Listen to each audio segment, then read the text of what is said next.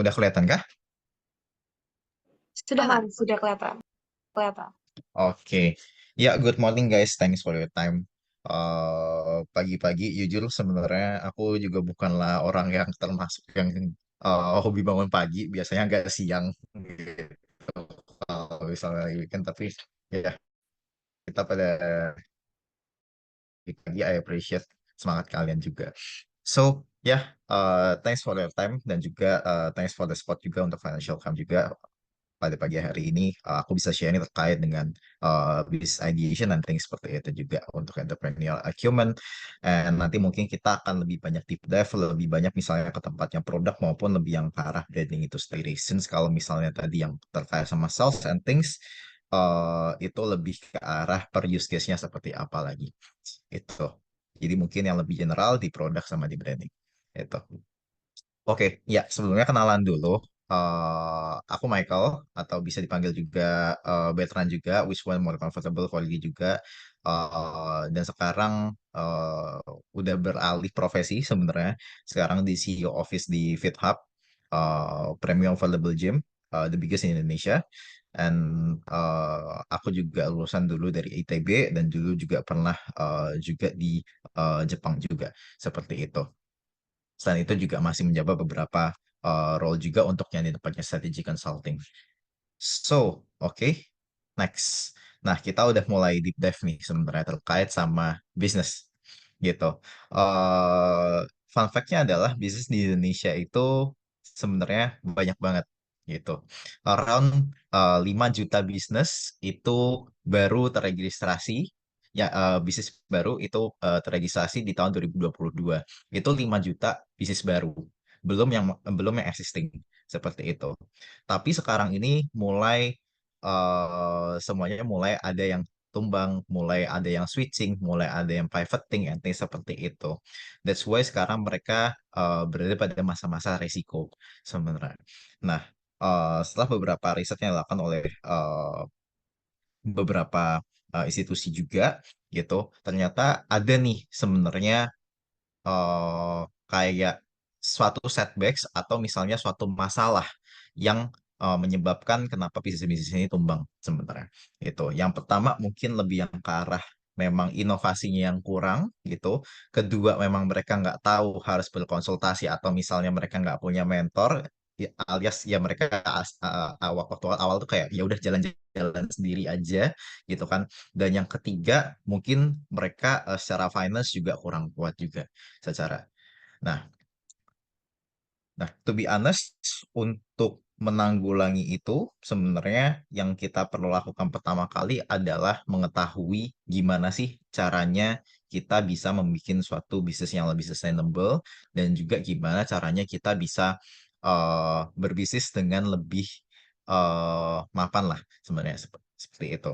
Dan untuk tahu dan untuk menjalankan bisnis itu sendiri, mulai dari ideation sampai execution-nya sendiri, memang kita perlu tiga hal ini terlebih dahulu. Pertama, mungkin di tempatnya network, kedua itu di tempatnya habit kalian seperti apa, dan ketiga itu lebih yang ke arah capability. Jadi kenapa aku ngomong terkait yang pertama, yang utamanya adalah tiga ini, gitu kan? Karena kalian harus punya sense juga untuk pertama kali itu gimana sih bisnis itu berjalan gitu kan lewat kalian tahu dulu tuh istilahnya kebutuhan pasar at least yang di sekitar lingkungan kalian seperti apa seperti itu. Jadi kalau misalnya kalian mau tapin suatu bisnis mungkin bisa dimulai dari circle di sekitaran kalian terlebih dahulu gitu. Jadi lebih gampang kalau misalnya nanti kalian mau skill gitu, kalian udah punya satu channel dulu tuh istilahnya nanti teman-teman kalian juga bisa promoting things and things seperti itu. Nah, dan juga yang selanjutnya adalah habit seperti itu. Habit ini lebih yang ke arah gimana caranya kalian bisa forming culture seperti itu. Contoh bisa bangun pagi atau misalnya contoh gitu kan kalian udah mulai belajar financial planning atau misalnya financial management sejak dini kayak gitu. It's a good idea sebenarnya. Nah, terakhir adalah capability begitu. Jadi lebih ke arah gimana kalian punya apa ya punya hunger punya punya punya kelaparan akan ilmu dan juga punya kelaparan akan gimana sih caranya ini bisnis bisa lebih jalan lebih jauh I think seperti itu. Nah, mungkin masuk dulu sebelum banyak materinya. For 25 years, they did research and they looked at people and they said, okay. We've got 25 years of data. We've researched and followed thousands of people, and we found that the majority of their success, 99% of their success, is directly tied to their reference group. Their reference group is the people that they hang out with on a consistent basis. All the people for over 25 years that was hitting high levels of success had a reference group of people who were highly successful. And like chameleons, they began to take on their mindset, they began to take on their behaviors, they Nah, began to take on their actions. oke. Nah, dari video tadi sebenarnya, sorry, kenapa keulang? Uh, For nah, 25 years, they did. Nah, sebenarnya dari video tadi kita bisa tahu ya bahwa yang memang yang pertama kali yang memang kita harus tahu adalah tadi untuk oke, untuk bisa sukses itu sendiri atau misalnya untuk bisa berbisnis itu sendiri kita at least harus tahu lah sekitar kita tuh seperti apa. Karena itu yang akan forming kita. Karena benar-benar environment itu akan berpengaruh pada kalian masing-masing. Nah, bukan berarti kalian nggak boleh berteman dengan banyak orang ya seperti itu bukan seperti itu tapi kalian harus punya sense of priority terhadap siapa kalian menghabiskan waktu juga sebenarnya di situ. Nah, contoh kalau misalnya kalian mau connection untuk yang di tempatnya nanti bikin bisnis, ya kalian harus mulai juga mungkin pertama memang di circle pertemanannya kalian gitu. Tahu gitu istilahnya kebutuhan mereka apa. Tapi kalau misalnya kalian udah nanti mau level up lagi, kalian udah bukan ngomongin terkait sama circle pertemanan kalian doang gitu istilahnya. Tapi kalian udah mulai connectionnya lebih yang ke arah oke, di perusahaan level manager atau misalnya bahkan di tempatnya director-director seperti itu atau misalnya yang baru founder-founder startup yang baru seperti itu yang akan lebih bantu kalian sebenarnya. Nah, jadi guna untuk reference group ini adalah supaya kalian bisa tahu istilahnya masuk ke dalam environmentnya mereka sendiri, habitnya kalian seperti apa ini seperti itu.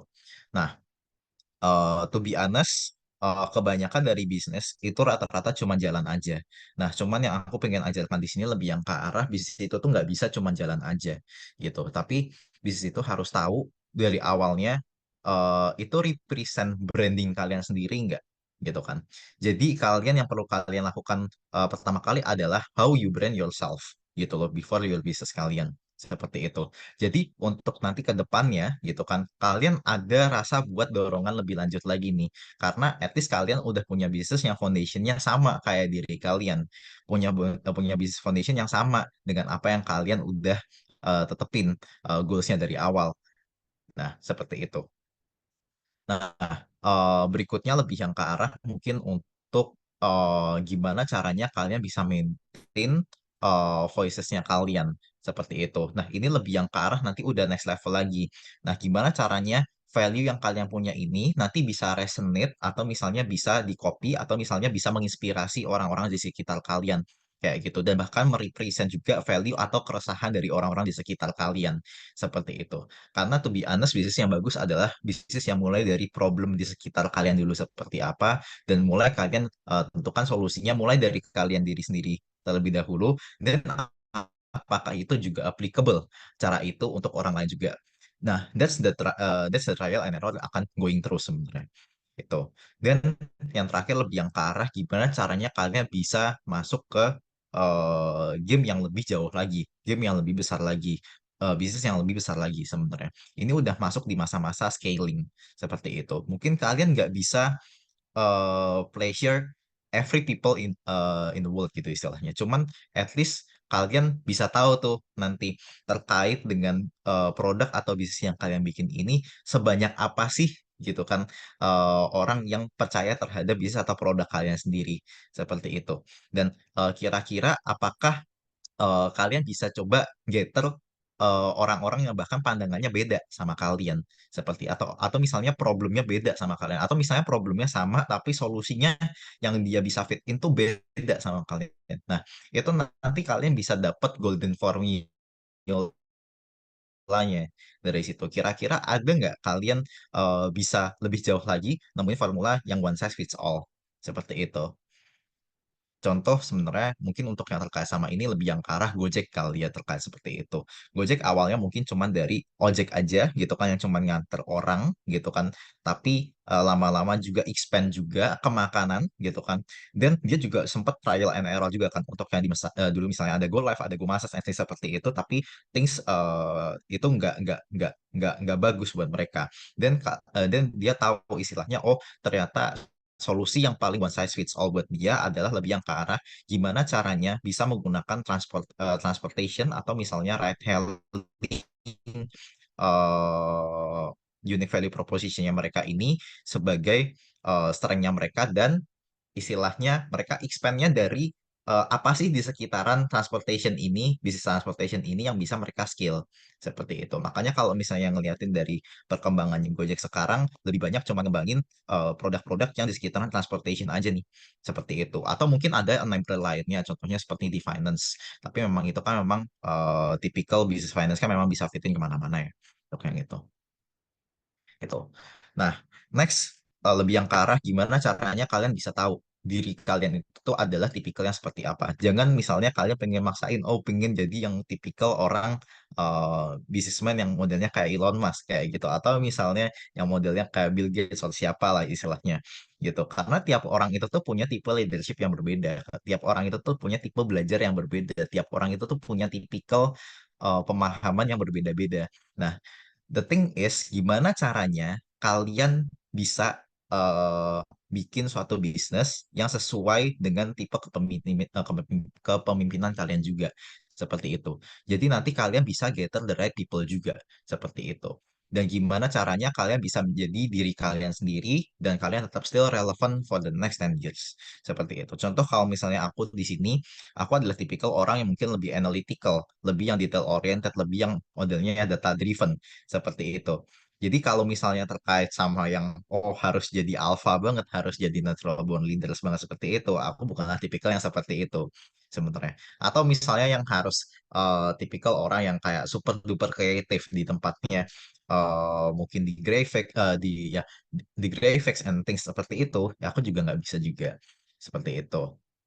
Dan aku merasa mungkin yang lebih fit in untuk yang selama ini aku tap in adalah gimana caranya aku bisa use the real me terkait dengan tipikal blue build-nya aku ini sebagai orang yang analytical dan detail oriented atau misalnya lebih data driven seperti itu untuk menentukan suatu keputusan bisnis aku sendiri seperti itu. Nah, oh ya, tadi sebelumnya belum belum belum kenalan ya terhadap si build-nya ini ya. Ini basically ada di suatu buku namanya Surrounded by Psychopaths atau gimana by Idiots atau gimana gitu aku lupa itu Eh, itu dia ngeterjemahin bahwa orang-orang itu tuh ada 4 tipe apalagi kepemimpinan atau misalnya orang-orang itu atau ada 4 tipe di sini ada yang red, ada yang yellow, ada yang green. Kalau yang red itu lebih yang ke arah memang orang-orang yang alpha banget gitu kan. Yang memang benar-benar mau mimpin terus istilahnya. Nah, itu yang modelnya yang red gitu istilahnya. Kalau yang yellow tuh lebih yang ke arah orang-orang yang lebih inovatif kayak modelnya kayak Steve Jobs kayak gitu dia lebih yang ke arah creative and optimistic sebenarnya.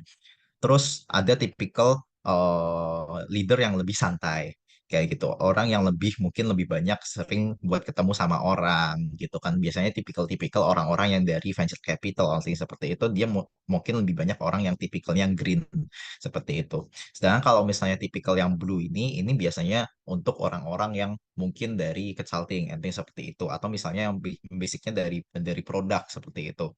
Itu pasti dia kebanyakan adalah tipikal orang-orang yang blue di sini. Dan untuk kalian nge-build ini sebenarnya kalian cuma perlu 2 sebenarnya. Jadi di setiap yang kalian lakukan itu kalian harus punya yang namanya grit.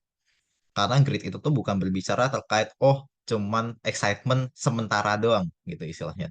Tapi grit itu tuh juga berbicara mengenai stamina-nya juga seperti itu. Apakah kalian bisa do this for the long run seperti itu.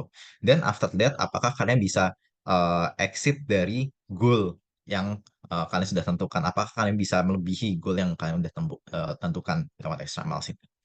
Itu. Dan yang terakhir adalah value terkait dengan visibility before visibility. Itu. Jadi lebih yang ke arah apakah kalian sebenarnya punya foundation untuk tahu bisnis apa yang kalian sedang jalanin seperti itu. But bisnis yang baik atau misalnya produk yang bagus pun itu tidak akan bisa uh, berjalan ketika kalian juga nggak punya awareness dari orang-orang sekitar kalian. Makanya kalian juga perlu visibility gitu. Tapi yang perlu kalian bentuk terlebih dahulu adalah produknya terlebih dahulu atau misalnya visibility atau capability dari kalian terlebih dahulu. Itu. Jadi foundation dari bisnis yang udah jelas dan kalian bisa coba buat go live seperti itu jangan istilahnya jual produk yang masih kosongan banget gitu istilahnya walaupun kalian masih pada masa testing dan lain-lainnya ya kalian tetap harus tahu istilahnya oh at least nih produk bisa lebih sellable gitu istilahnya dan dari situ kalian tinggal nanti penuhin aja tuh kebutuhan-kebutuhan dari masing-masing usernya kalian seperti itu. Nah, ketika kalian punya awareness dari masyarakat sekitar kalian atau misalnya lewat marketing biasanya dan juga kalian punya produk yang bagus dan bisnis kalian mungkin bisa jalan lebih jauh lagi. Seperti itu. Nanti ada sweet spot di antara dua itu. Nah, ini ada yang namanya business life cycle sebenarnya. Aku nggak bakal deep dive terkait sama ini. Ini intinya lebih yang ke arah bisnis itu tuh ada di beberapa fase sebenarnya. Memang kalau misalnya di masa-masa launch tuh biasanya growth-nya agak lebih lambat gitu kan, atau misalnya kenaikannya memang agak lebih lambat. Tapi kalau misalnya udah masuk masa grow kayak gitu, mulai mulai yang virality atau things-nya seperti itu, mereka akan mulai naik seperti itu. Dan nanti kalau misalnya udah masuk masa shake out dan maturity nih, itu kalian yang harus was-was sebenarnya. Karena di masa-masa ini kalian harus ada istilahnya innovation baru, atau misalnya kalian harus ada istilahnya suatu perubahan terhadap produknya kalian. Seperti itu. Dan untuk solving penurunan NT seperti ini ya, kalian sebenarnya lewat salesnya itu. Nah, untuk sales ini sendiri sebenarnya ada tiga yang kalian harus pertanyakan. Satu, apakah bisnis kalian ini itu punya target market fit yang oke, seperti itu. Apakah produknya oke? Apakah channel penjualannya udah tepat, gitu kan? Either mau online maupun offline-nya itu udah tepat, gitu kan? Online misalnya lewat e-commerce, lewat Lazada, Tokopedia, and things, seperti itu. Dan apakah price-nya sudah cocok dengan target market yang udah kalian tentukan, gitu.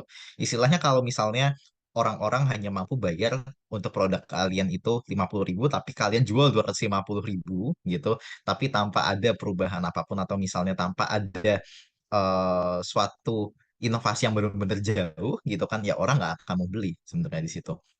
Itu. Nah, terus yang kedua adalah gimana caranya kalian bisa tetap cuan secara inovatif gitu. Either kalian bisa pakai brand collaboration, kalian bisa collab sama mungkin brand yang udah lebih gede, outing seperti itu gitu kan. Dan kalian juga bisa ngelakuin strategi kayak misalnya cross selling. Misal kalian di dalam bisnis lain kalian ada 1 sampai 2 produk seperti itu.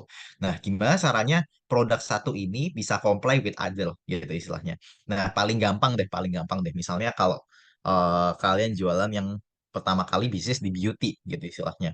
Misal kalian jualan sampo, apakah kalian juga punya produk komplement lain di tempatnya sabun dan apakah kalian bisa bundling model-model kayak gitulah sebenarnya.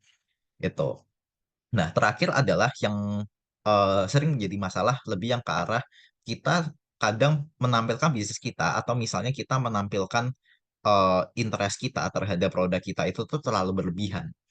Itu. Jadi kita pitching ke klien or things seperti itu nggak masuk ke mereka gitu kan karena mereka nggak tahu oh ini sebenarnya solving problem gue yang mana sih gitu istilahnya itu. Nah the thing is setiap kalian mau pitching, setiap kalian mau represent your own product atau misalnya bisnis, coba masuk ke dalam point of view-nya mereka, dan kalian mulai narasinya dari sana. Jadi dibalik. Jadi mereka punya problem apa dan mereka punya kebutuhan apa dan kira-kira produk apa yang fit bagi mereka. Nah, itu in a sense kalian udah mirror kliennya kalian satu gitu kan dan kalian udah ada personalization juga dalam solusinya kalian. Itu. Nah, next untuk yang di strategi ini sendiri biasanya ada 3 business function sebenarnya. Pertama adalah yang di tempatnya revenue generator, kedua adalah untuk yang di operations, yang ketiga adalah mungkin yang lebih untuk yang skill-nya seperti apa atau misalnya mau going up-nya seperti apa. Jadi basically kalau misalnya revenue generator tuh adalah orang-orang yang atau function-function yang lebih buat gimana caranya cari duit gitu istilahnya. Gimana caranya bisnis kalian bisa berjalan lebih jauh lagi nih istilahnya, lebih lama lagi nih itu. Bukan cuma BEP doang gitu kan. Nah, ini yang diperlukan adalah tiga orang ini sebenarnya, tiga function nih gitu. Yang pertama adalah di sales gitu kan, yang misalnya go to marketnya gitu. Nah, itu mulai dari misalnya nanti dari gimana caranya cari customernya, mulai nanti cara bikin proposalnya, negotiationnya, sampai nanti bahkan kalian belajar terkait sama how to deal sourcing atau misalnya tanda tangan kontrak yang outing seperti itu, dan juga sama CRM atau customer relation management seperti itu. Jadi setelah mereka beli, mereka dapat apa sih sebenarnya service-nya seperti itu. Marketing basically itu adalah tahap sebelumnya sales itu. Jadi gimana caranya orang-orang aware dulu terhadap brand kalian sama produk kalian.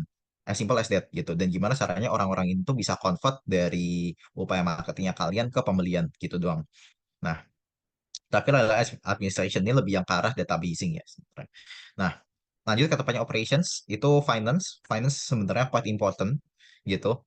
Bukan quite important, super important sebenarnya. Karena ini yang ngejaga kalian harus expense berapa, kalian harus punya pemasukan berapa dulu gitu. Jangan istilahnya bakar duit terus gitu kan. Tapi kalian nggak tahu nih istilahnya pemasukan kalian berapa, apakah produk kalian going well, model-model kayak gitu. Karena sekarang ini banyak bisnis yang modelnya kayak gitu. Oh ya udah nggak apa-apa, kita coba ini coba itu gitu kan. Tapi tanpa ada riset lebih lanjut atau misalnya tanpa financial management yang lebih oke di situ. Nah, dan saja mungkin lebih yang ke arah operation itu bisa di tempatnya supply chain atau misalnya bisa di tempatnya production, itu masuknya di operation semua. Terus terakhir adalah di tempatnya legal compliance atau misalnya untuk perlegalan gitu, badan usaha kalian nanti kalau misalnya udah mulai gede, apakah punya PT sendiri ataukah kalian nanti harus ada urusan perpajakan, nanti seperti itu biasanya tim legal yang bakal ngurusin. Kontrak juga nanti tim legal yang bakal ngurusin sebenarnya. Nah, terus yang terakhir adalah growth catalyst. Ini yang lebih yang ke arah gimana caranya bisnis kalian bisa tetap relevan, kompetitif, dan bisa extend seperti itu. Jadi di sini ada dua pengembangan ya. Yang pertama adalah pengembangan dari manusianya sendiri, itu biasanya lewat human resource, dan yang kedua adalah pengembangan dari produk atau bisnis kalian secara internalnya itu sendiri, yang bisa sellable keluar gitu istilahnya. Itu biasanya bisa lewat teknologi, biasa lewat application or things seperti itu, ada tim IT-nya and things itu. Dan terakhir adalah yang tepatnya research and development, itu biasanya mungkin lebih yang ke arah orang-orang produk lakuin gitu istilahnya. Oh, misalnya bisa value-nya bisa dinaikin lewat penambahan apa gitu istilahnya gitu, atau misalnya nanti ada lewat formula baru or things seperti itu gitu. Nah, lanjut. Oke, ini udah mulai deep dive. Jadi nanti ada produk sama branding. Eh, yang produk ini mungkin aku bisa ngomong terkait sama apa yang udah pernah aku lakukan selama ini, gitu kan. Journey-nya mungkin cukup panjang, tapi ini akan membantu kalian istilahnya bikin produk yang lebih firm, gitu istilahnya. Bikin produk yang lebih mateng, gitu istilahnya. Itu. Jadi bukan cuman punya kebayang pengen bikin produk sabun gitu kan. Ya udah bikin sabun aja gitu. Nah, bukan itu sebenarnya. Kalian harus tahu juga istilahnya dari sebelum-sebelumnya tuh kebutuhan dari pasarnya kira-kira sabunnya seperti apa dan kompetitor apakah udah ada melakukan itu. The one who can sell itself. Jadi istilahnya produk ini kita melakukan minimum effort di marketing pun bisa kejual gitu istilah. Gitu. Nah, untuk mendapatkan produk yang bagus itu, journey-nya sebenarnya ada di 5 ini. Jadi, di strategiknya sendiri, memang kita ada di 3 gitu kan. Itu ada di insights, analysis, dan tempatnya direction. Jadi, untuk yang di tempatnya insight, analysis, dan direction ini, masing-masing itu lebih mengarah ke, oke, pada insight, itu lebih banyak ke tempatnya research-nya sendiri, gitu kan. Apakah marketnya sekarang ini lagi growing, atau misalnya kebutuhan pasarnya sekarang lagi apa, terus tipikal customer di market ini tuh modelnya seperti apa gitu kan. Terus habis itu nanti kalian juga bisa juga cari, apakah udah ada kompetitor yang udah punya produk di market ini atau misalnya yang menyasar customer ini juga gitu kan. Dan kalian kalau misalnya punya current product performance atau misalnya ada sources lain dari di internet outing seperti itu dari produk kompetitornya kalian itu performance-nya seperti apa atau misalnya feedback-nya seperti apa dan kalian bisa coba buat tap in itu. Nah, yang dimaksud di tempatnya produk performance ini biasanya kalian bisa research lewat misalnya kalau misalnya kalian di bisnis aplikasi ya as simple as biasa kan kalau misalnya di App Store itu kan ada bintang-bintangnya gitu kan. Bintang 4 bintang 5 kayak gitu istilahnya. Nah, itu kalian bisa cari tuh di sana kira-kira masalah dari si aplikasi ini apa dan kalian try buat masuk di masalah dan kalian try buat tambahin value produk kalian lewat memperbaiki masalah dari si produk kompetitornya kalian ini gitu istilahnya. Dan bisa masuk ke tempatnya analysis gitu. Analysis ini lebih yang ke arah gimana caranya kalian bisa bikin produk yang punya position yang oke gitu. Jadi ini lebih yang ke arah gimana gimana caranya kalian bisa mengsegmen user atau misalnya dari customer research yang tadi itu kalian mau masukin kemana gitu kan dan kalian bisa nawarin apa menurut behaviornya mereka atau menurut tendensiesnya mereka gitu. Misal tipikal orang yang ada di kota sama tipikal orang yang ada di rural areas itu mungkin agak beda cara pembayarannya kayak gitu. Nah, gimana caranya kalian bisa mensajikan gitu kan istilahnya eh, produk yang bisa memberikan mereka convenient di cara pembayaran kayak gitu. Mungkin kalau misalnya di kota gitu kan kalian bisa pakai yang kris terus habis itu bisa pakai yang debit card online seperti itu pokoknya itu dilengkapin aja semuanya yang basicnya pakai online itu tuh mereka udah bisa penetrate-nya udah oke gitu kan. Tapi kalau misalnya di desa atau misalnya di rural areas kayak gitu mungkin kalian harus tahu gimana caranya bisa manage physical money seperti itu. Nah, itu udah ngomongnya terkait sama nanti security-nya seperti apa nanti seperti itu. Dan kalian coba nanti masukin ke dalam business case gitu. Nah, business case ini mungkin lebih yang ke arah, oke misalnya tadi udah ada segmentation nih, ada persona A, persona B, persona C gitu kan. Kira-kira orang yang di persona A ini nih berapa persen bisa nge-generate berapa revenue gitu kan. Yang di persona B ini kalian ada berapa persen, terus habis itu bisa nge-generate berapa revenue gitu istilahnya. Nah, baru nanti kalian masuk bener-bener yang ke direction ini untuk bikin produknya kalian sendiri gitu istilahnya ini udah masuk yang tempatnya go to market gitu jadi istilahnya produknya ini kalian mau bikin seperti apa contoh tadi aku pakai yang sampo deh misalnya atau misalnya ya di beauty di sampo gitu istilahnya nah di sampo ini kira-kira dia ada kelebihan lain nggak selain misalnya baik bagi rambut kusut dan lain-lainnya nggak bikin rambut bercabang enten seperti itu apakah kalian punya value proposition khusus misalnya oh ini sampo ini lebih bagus kalau misalnya dipakai sama orang-orang yang rambutnya dicat gitu istilahnya. Nah, model-model kayak gitu misalnya. Nah, kalian bisa tuh nanti misalnya vision and evangelizing-nya ini nih kalian connect sama tim-tim dari marketing gitu kan. Kalian cari yang misalnya yang nyeleneh-nyeleneh atau misalnya yang memang eh, apa ya istilahnya ya, kalian pengen menampilkan apa sih dari si produknya kalian ini, kalian bisa sampaikan lewat, oke, kira-kira orang bisa nggak ya ngomongin terkait kelebihan tadi itu, atau usernya kalian itu bisa bisa ngomongin terkait kelebihan produknya kalian itu ke teman-temannya juga, seperti itu. Nah, kalau misalnya masih susah mereka mentranslatekan itu, berarti vision and evangelizing-nya kalian ini perlu dibenerin, gitu. Nah, lanjutnya nanti kalian udah masuk ke tempatnya roadmaps, gitu. Roadmaps itu tuh lebih yang ke arah kalian nanti dari istilahnya dari productionnya sendiri nanti berapa lama, terus habis itu nanti kira-kira untuk pemasaran berapa lama, nanti ada campaign A, B, C itu tuh nanti ada berapa lama gitu istilahnya. Terus nanti kira-kira ada product development baru nggak, atau misalnya nanti ada product bundling nggak gitu istilahnya.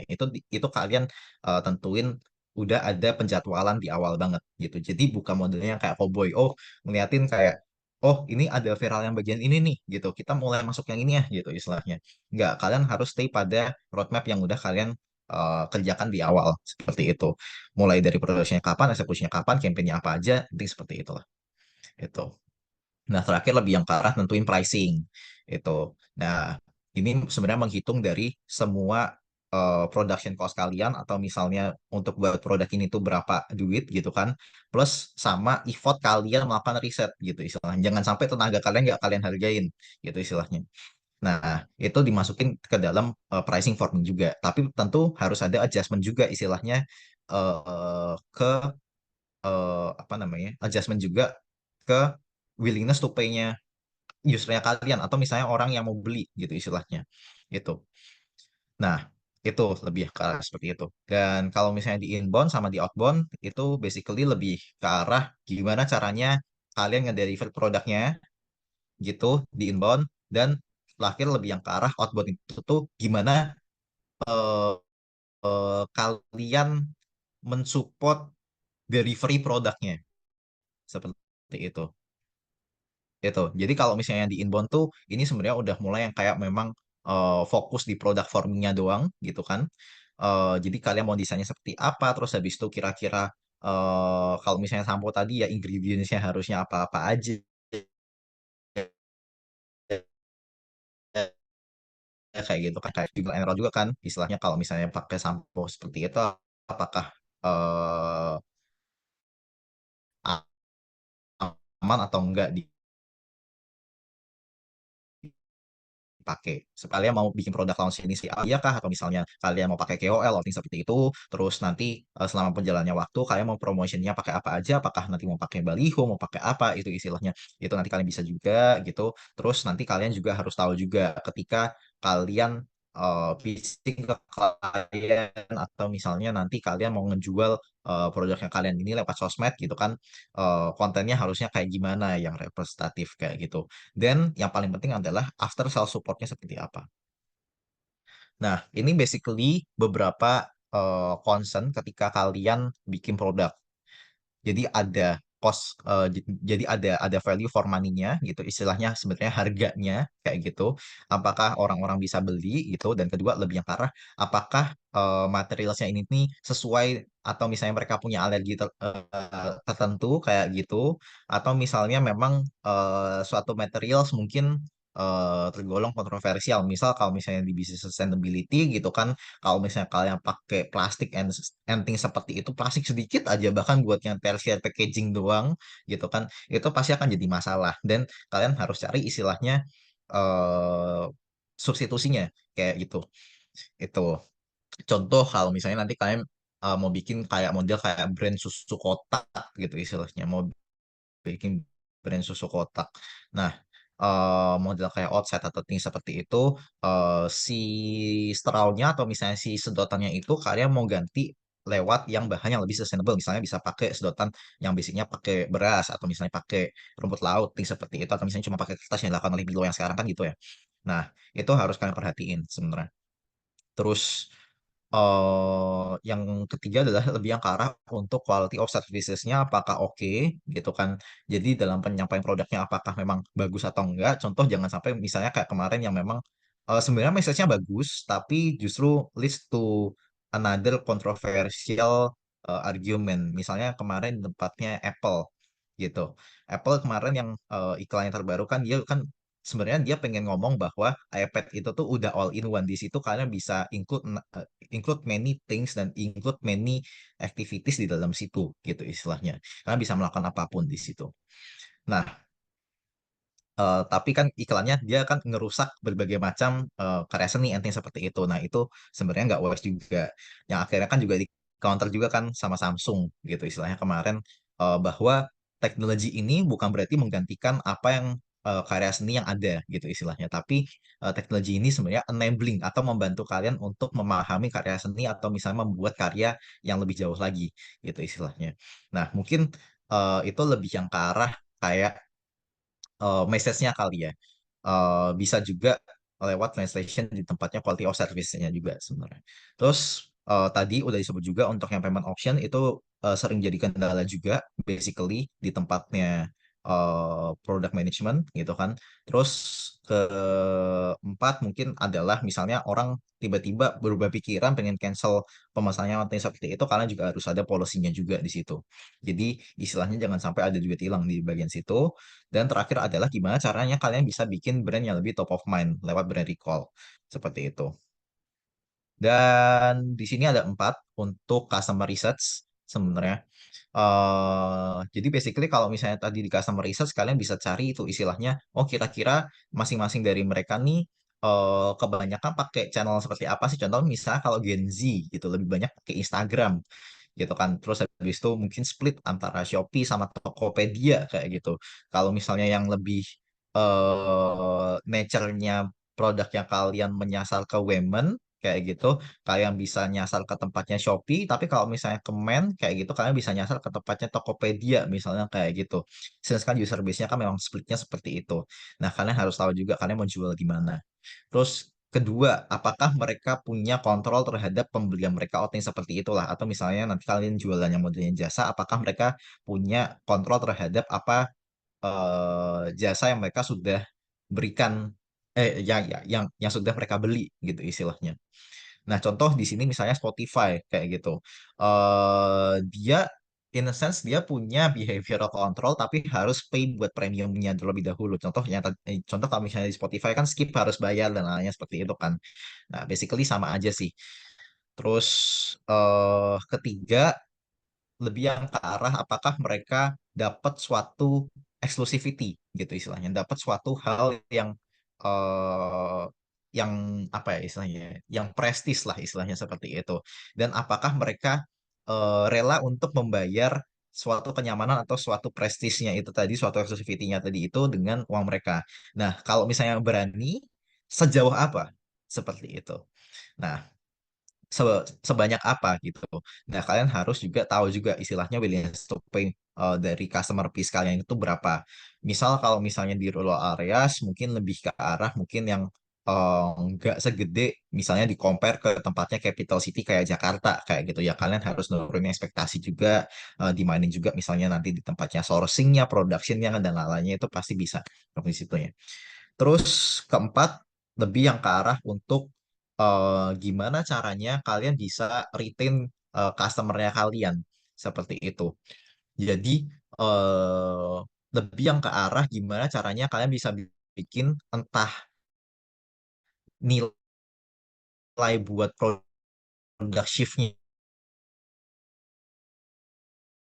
tinggi. Jadi misalnya tuh, nah kenapa? Karena misalnya di Apple itu tuh punya banyak convenience sehingga dia untuk produk shifting cost-nya tinggi gitu. Untuk berpindah ke produk lain atau misalnya ke brand lain tuh cost-nya tinggi atau ya cost-nya tinggi tadi itu kalian harus bisa bikin yang model produknya seperti itu gitu. Jadi dengan cara seperti itu kalian bisa better meretain customer-nya kalian untuk beli ke kalian terus. Karena percuma kalau misalnya kalian bisa jual sekali tapi berikutnya kalian nggak bisa jual lagi gitu ke mereka. Gitu. Berarti sebenarnya produk kalian nggak sebagus itu gitu. Nah, basically kalau misalnya di competitive research ya, ini basically kalian cari di kompetitor-kompetitor kalian itu kira-kira siapa-siapa aja gitu kan. Terus kira-kira dari bisnis modelnya mereka seperti apa? Apakah misalnya cuman sekali beli doang atau misalnya ternyata ada tuh yang modelnya beauty products tapi dia pakai subscription base gitu. Jadi subscribe tiap bulan dikirimin atau misalnya per 3 bulan dikirimin model-model kayak gitu. Nah itu juga bisa juga misalnya gitu. Terus kalian harus cari juga target usernya sama apa enggak. Kalau misalnya sama, kira-kira dari mereka itu product specification-nya seperti apa? Kita ada yang lebih better enggak gitu istilahnya. Nah, kalau misalnya ada yang lebih better, kalian udah bisa ngomongin next-nya lagi gitu istilahnya tempatnya dari produk ini, apakah kalian punya keunggulan tertentu gitu misalnya. Nah, punya keunggulan tertentunya ini lebih yang ke arah oke, kalian udah tahu kalian better di satu sisi atau misalnya di satu atau dua aspek, terus habis itu kalian unggul misalnya oh kalian as simple as kalian punya BA-nya mau di Ayuda misalnya kayak gitu. Nah, itu udah termasuk unique selling proposition gitu. Nah, terus lanjut ke tempatnya price. Apakah pricingnya itu tuh memang sesuai dengan target customer kalian atau enggak? Itu. Nah, terakhir ini sebagai contoh aja sebenarnya kalau misalnya kalian ngelakuin kompetitif sorry competitor analysis, kalian harus tahu competitive positioning kalian di mana. Nah, itu as simple as kalian bisa bikin kayak kuadran kayak gini. Misalnya, kalau aku biasanya memang since Indonesia adalah pasar yang price sensitif gitu kan. Makanya salah satu sumbunya itu pasti aku pakai price. Terus habis itu satu sumbunya yang lain tuh biasanya agak beda-beda nih. kalau yang di sini aku pakai USP atau Unique Selling Proposition di sini. Jadi apakah di produk ini ada sesuatu yang berbeda yang lainnya gitu istilahnya. Nah, contoh kalau misalnya memang harganya lebih murah gitu, terus habis itu ternyata lebih banyak manfaatnya atau misalnya lebih banyak perintilannya atau add-ons-nya seperti itu gitu kan, ya itu nanti ditaruh yang di paling kanan atas dan kebalikannya nanti ditaruh yang di kiri paling bawah gitu. Nah, seperti itu. Dan kalian juga bisa bikin kayak user persona gitu. Nah, contohnya di sini ada yang bagus gitu. Terus kira-kira dari produknya kalian ini yang kalian udah lakukan competitive and positioningnya, terus habis itu personanya seperti apa, kira-kira ada potential solutions buat produknya nggak gitu. Misalnya produk kalian udah ada A gini gitu kan. Terus apakah kalian bisa nambahin komponen B atau komponen C gitu istilahnya dalam produknya kalian itu. Nah, oke, next masuk di strategi di branding. Nah, kalau branding itu udah ngomongin terkait dengan emosionalnya sebenarnya. Ini agak beda nih. Kalau misalnya tadi produk masih bisa ngomongin terkait dengan oke, masing-masing gitu kan eh masing-masing masih bisa pakai data driven and things seperti itu. Kalau misalnya di branding nih mulai ngomongin terkait sama yang emotion dari masing-masing user tuh seperti apa gitu kan. Dan kira-kira apakah brandnya kalian itu tuh masuk di pikirannya mereka seperti itu. Nah, ini aku kasih contoh aja ya. Ada yang namanya priming effect, tulisannya PRIMING. Nah, priming effect itu basically yang dilakukan oleh banyak brand itu adalah priming effect. Jadi semakin banyak tools marketing yang kalian lihat atau misalnya namanya semakin sering kalian lihat atau dengar itu lama-lama masuk ke dalam alam bawah sadar kalian seperti itu. Nah, that's how to make top of mind brand. Contoh kalau misalnya Unilever gitu. Unilever sering banget kan makanya kayak ngesponsorin event, terus habis itu juga misalnya dia pakai placement yang di model yang kayak high traffic transportation modelnya kayak KRL atau misalnya MRT, kayak itu mereka sering banget. Dan ya mereka lama-lama bakal masuk tuh ke alam bawah sadarnya mereka, ke alam bawah sadarnya usernya mereka gitu. Nah, Nah, itu yang disebut top of mind sebenarnya. Dan jadinya tadi mungkin kebanyakan lebih yang ke arah gimana caranya kalian bisa lebih sering-sering masuk ke dalam pikiran usernya kalian gitu. Nah, basically kalau misalnya dalam branding itu ada yang namanya brand archetype di sini. Jadi brand archetype ini tuh sebenarnya menentukan arah dari communicationsnya kalian atau misalnya produknya kalian atau bisnisnya kalian tuh mau diarahin kemana sih sebenarnya atau misalnya mau menjual persona yang mana sih gitu. Contoh kalau misalnya Nike atau misalnya brand-brand kayak Adidas yang modelnya kayak sport kayak gitu, otomatis orang-orang merasa jadi lebih gagah kan ending seperti itulah istilahnya.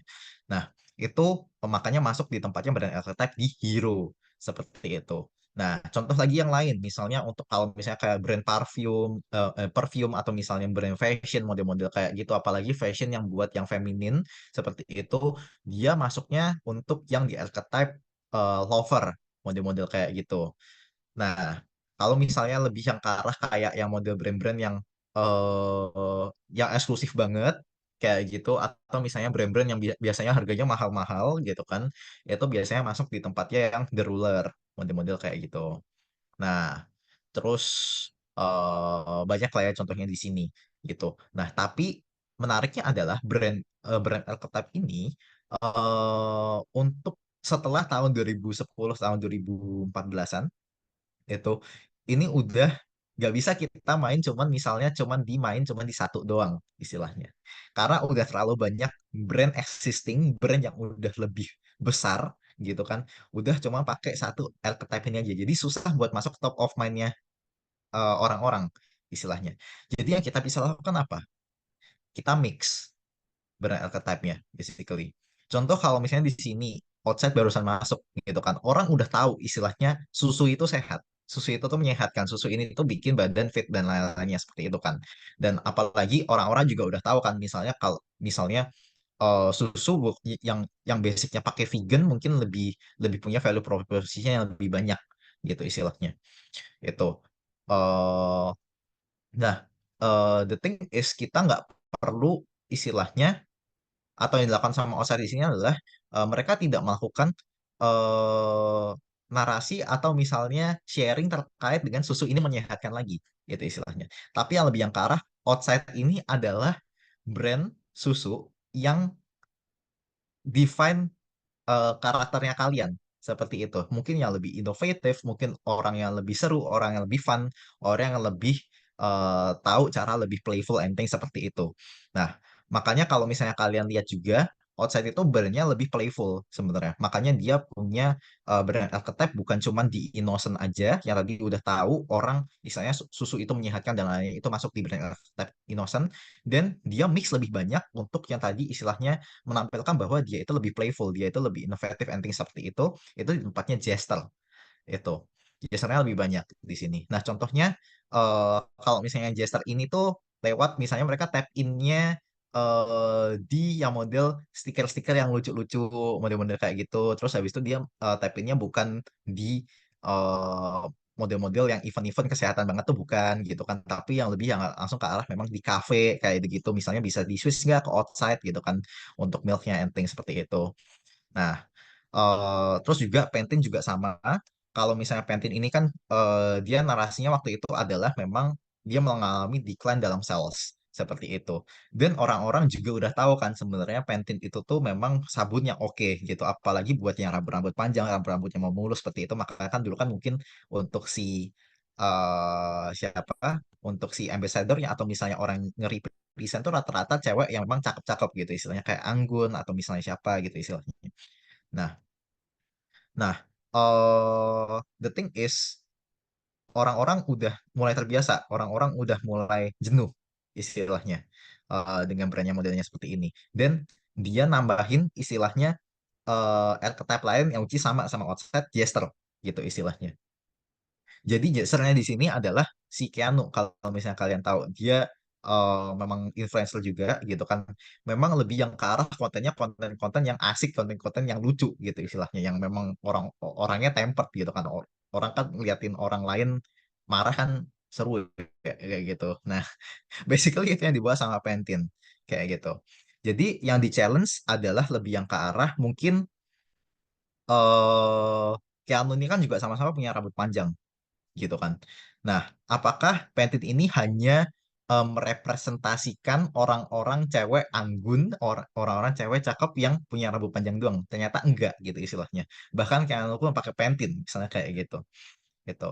Dan bisa juga yang lainnya, misalnya di mix yang kayak modelnya kayak di OCBC, dia kan mix antara caregiver yang which is memang top of mind brand-nya kan adalah BCA ya di sini. Jadi rata-rata brand banking tuh dia pakai brand archetype-nya di caregiver gitu kan. Dan yang lainnya mulai di mix kayak gitu. Karena untuk yang caregiver murni itu biasanya udah yang lebih ke arah BCA nih. Seperti itu. Dan ini kalau misalnya OCBC dia mixnya ke tempatnya hero. Makanya dia punya kayak financial gym seperti itu.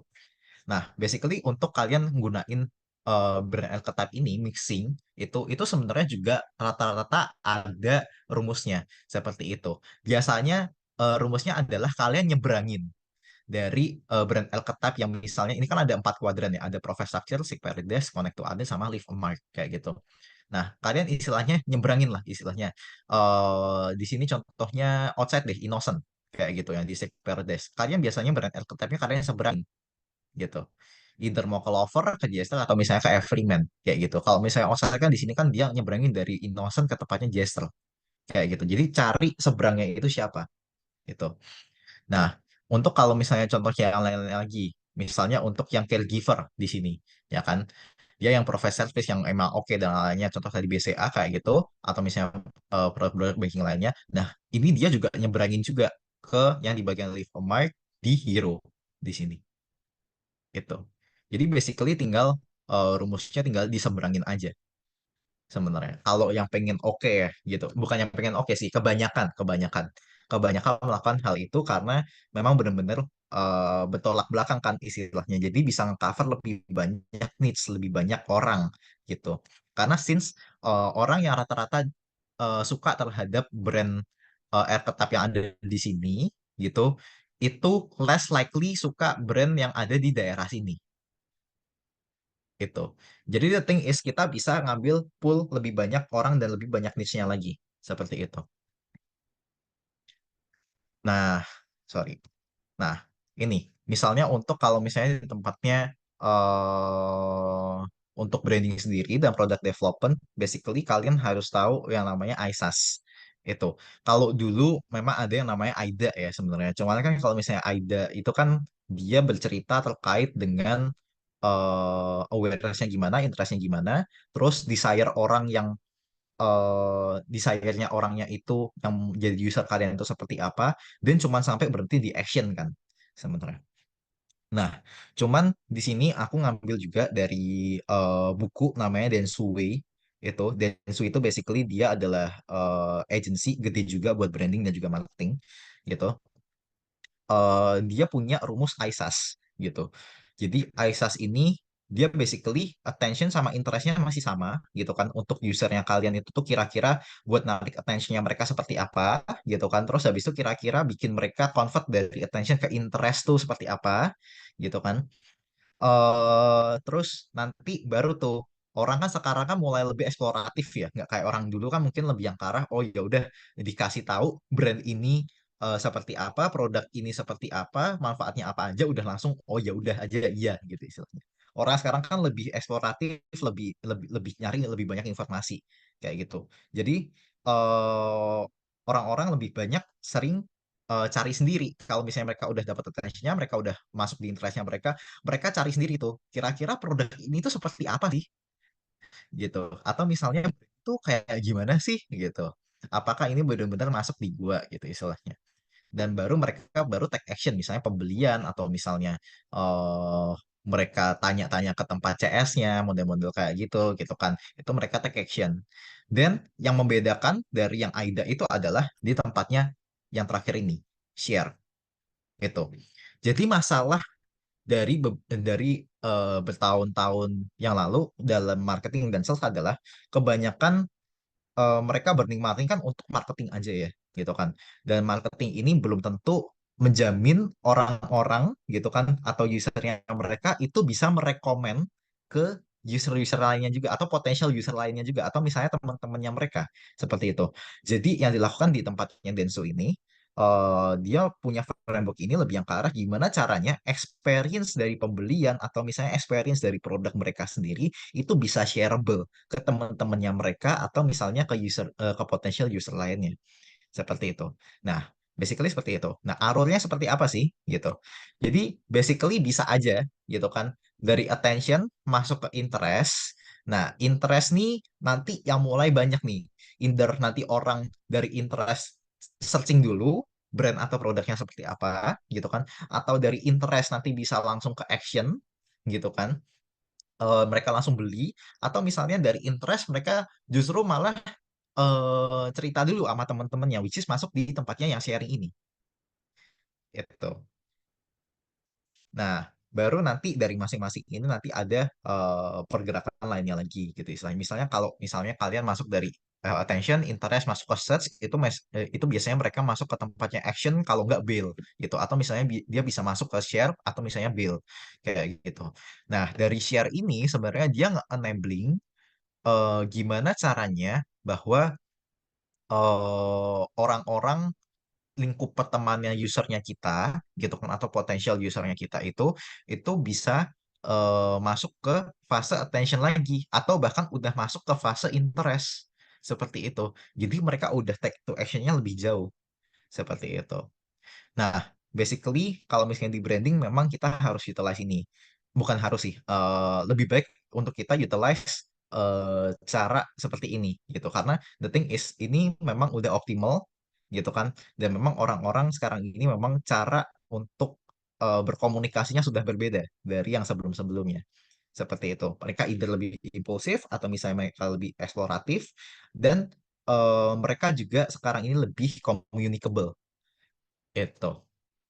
Nah, ini contoh aja dari yang dilakukan oleh Dove sebenarnya.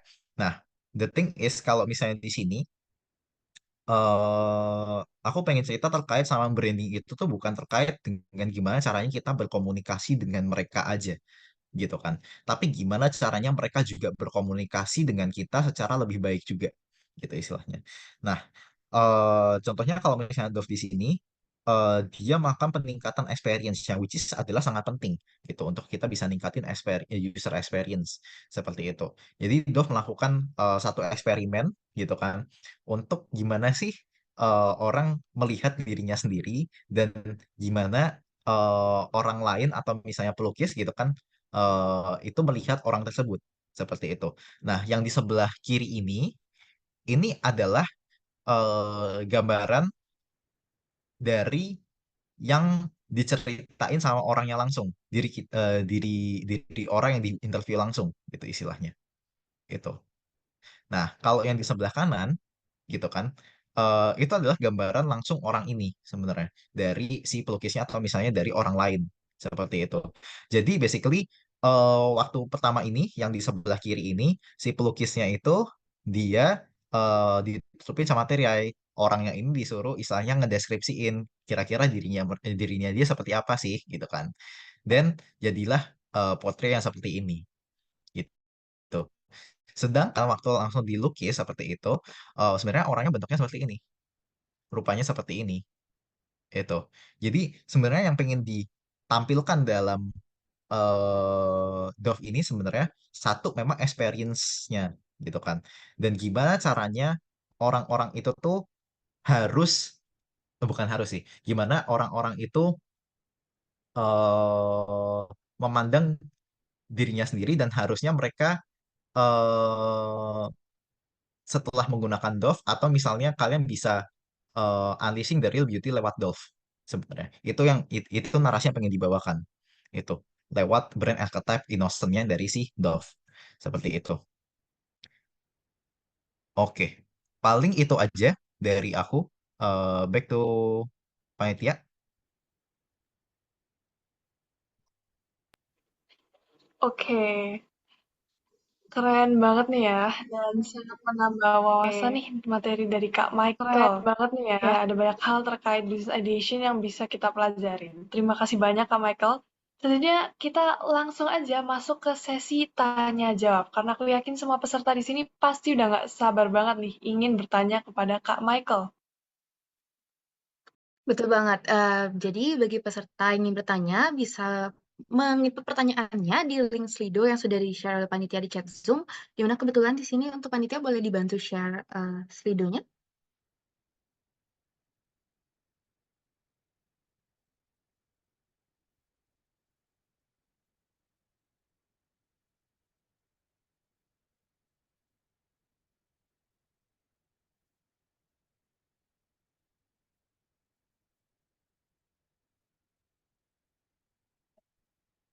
Oh ya, kalau misalnya teman-teman nantinya ada juga yang ingin bertanya langsung kepada Kak Michael, bisa raise hand ya. Nanti akan ditunjuk langsung oleh MC. Nah, oh ya Kak Michael di sini udah ada 2 pertanyaan. Mau langsung mau Kak Michael yang pilih atau boleh dari kami yang pilih ini? Boleh aja. Oh ya, oke. Izin bacakan pertanyaan dari Justin Matthew. What steps should I take if I have an idea for a business, but I'm concerned about the possibility of failure? Thank you in advance. Gimana tuh? Boleh langsung dijawab, Kak Michael. What step should I take if I have an idea for a business but I'm concerned about the possibility of failure? Oke, jadi sebenarnya eh Justin ini dia pengen bikin bisnis tapi dia takut salah gitu kan, takut Iya. failnya gitu kan, basically. Oke, basically when doing business uh, bisnis itu pasti rugi gitu. Resikonya pasti lu berhasil gitu sebenarnya. Itu Benar. itu resikonya. Bisnis itu pasti rugi karena lu pasti akan ada either ngeluarin tenaga terlebih dahulu atau misalnya ngeluarin modal terlebih dahulu gitu kan. Dan ya itu udah merupakan loss terlebih dahulu kan sebenarnya karena kan itu kan cost-nya udah ada sendiri gitu kan. Nah, the thing is, supaya untuk meminimalisir kerugian ini adalah lu tadi bikin produk atau misalnya bisnis yang udah proven by rationalization-nya terlebih dahulu sebenarnya. Makanya tadi ada research-nya terlebih dahulu kan. Ada market research, ada customer research, ada competitive research, ada product performance-nya kira-kira seperti apa. Itu. Kalau misalnya dari empat ini memang udah tahu gitu kan, udah proven by kamu sendiri gitu kan, by lu sendiri gitu kan. Nah, itu baru nanti mungkin bisa tanyain dulu istilahnya ke potential user, jangan bikin produknya terlebih dahulu gitu istilahnya, tapi komunikasiin dulu, misalnya cari mentor atau misalnya cari orang yang memang udah pernah bisnis gitu kan, kira-kira pandangannya seperti apa gitu kan. Dan selain dari orang-orang yang udah jadi mentor ini gitu kan, atau yang lo jadi mentor ini, lo juga coba tanya juga istilahnya ke circle tadi yang di reference group lo sendiri istilahnya. Oke, dari temen-temen lu sendiri kira-kira ini produk yang oke nggak ya? Mereka mau beli nggak ya? Itu yang paling penting sih. Karena produk yang bagus kan tadi kan produk yang sell itself, dan kedua sebenarnya produk yang bagus adalah produk yang bisa dibeli gitu, yang orang-orang mau beli gitu sebenarnya. Itu percuma produknya bagus tapi orang-orang nggak mau beli gitu. Nah, that's why. Nah, paling itu sih untuk yang pertamanya dulu. Jadi coba buat riset, satu, dua, testing gitu. Nah, mindsetnya harus lebih yang karena bisnis itu pasti rugi gitu. Resikonya adalah lu sukses gitu. Oke, terima kasih banyak Kak Michael. Jadi kalau boleh aku summarize lagi, berarti untuk Justin, untuk step-stepnya seperti yang udah katakan Kak Michael tadi, pastikan udah proven by rationalization dulu, kemudian dikomunikasikan dengan mentor, kemudian pastikan apakah sudah target fix gitu ya Kak Michael ya.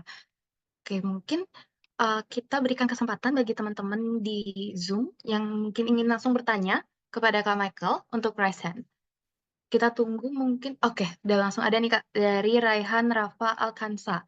Untuk Raihan Rafa Alkansa boleh di open mic dan di on Oke, sebelumnya terima kasih atas waktu dan kesempatannya. Aku izin bertanya, Kak, yaitu kan saat ini produk-produk yang berbasis sustainability itu cukup ada trennya. Apalagi kayak konsumennya juga udah mulai switch ke produk-produk sustainability. Tapi sayangnya adalah karena ini hanya berbasis tren, otomatis kan akhirnya cuma jangka pendek nih.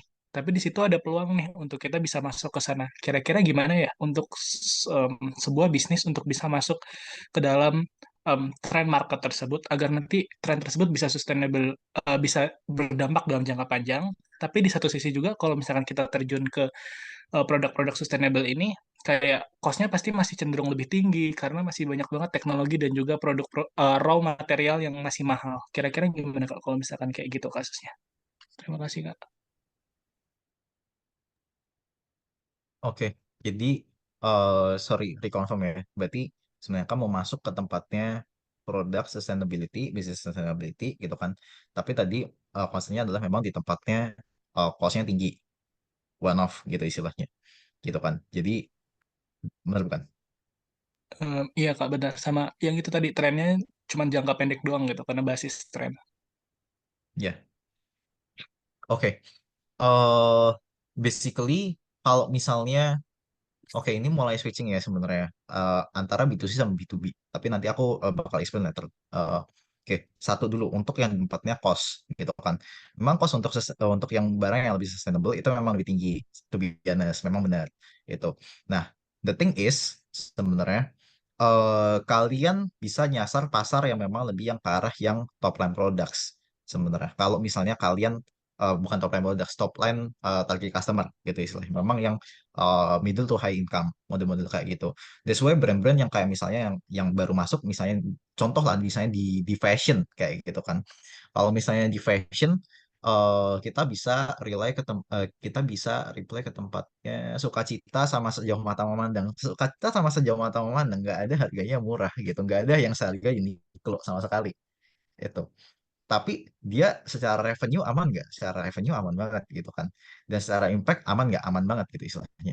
Jadi the thing is sebenarnya gini, ini ada research yang dari University of Michigan sebenarnya. Jadi ketika produk itu harganya lebih tinggi, gitu, biasanya mereka jualnya bukan lebih yang ke arah value produknya sendiri gitu, tapi naratif yang dibawakan dalam situ apa gitu. Jadi udah mulai masuknya ngejual storyline, ngejual narasi, bukan ngejual produknya yang fisiknya seperti apa itu doang, gitu istilahnya. Itu satu. Dua, kalau misalnya tadi referring ke business sustainability itu kan bukan berarti cuman bisnis yang apa ya? Bukan cuman bisnis yang harus tadi kayak modelnya kayak fashion dan lainnya. Tapi sustainability bisa dari servicesnya juga. Contoh di waste management. Waste management itu basically jualan services. Itu biasanya cost-nya justru lebih murah gitu karena cuman human capital cost aja gitu. Atau kalau misalnya tetap mau jualan yang modelnya kayak bentuknya produk bisa bisa bisa pola pikir pembayarannya bisa diubah gitu. Jadi bukan bukan barang harus ada dulu baru kalian jual, tapi duitnya masuk dulu, istilahnya PO gitu kan baru kalian buat di situ. Jadi diputar. Jadi nggak ada masalah terkait sama cost kalau misalnya di situ. Itu. Paling kalau misalnya yang tadi itu seperti itu. Terus yang tadi yang long termnya ini kan tadi kan terkait sama tren ya. Kayak gitu. Nah, the thing is, kalau misalnya kalian cuma ngandelin tren dari B2C aja, kayak gitu, itu nature-nya memang nggak bisa volumenya dan juga trennya memang nggak bisa sejauh itu. Paling cuma virality doang, terus habis itu eh, mulai turun kan trennya seperti itu.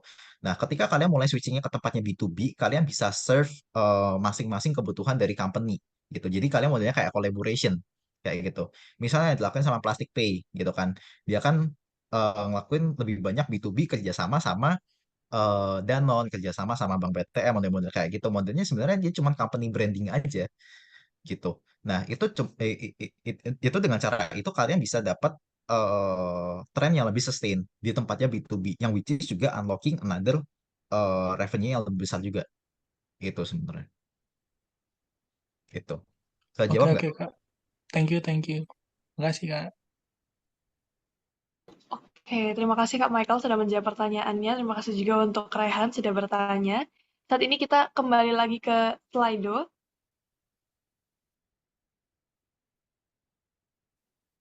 Oke, kita pilih yang ini aja.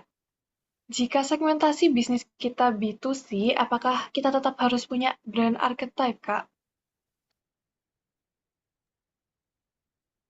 Oke. Oh, B2B ya. B2B memang harus tetap ada brand yang tetap yang jelas.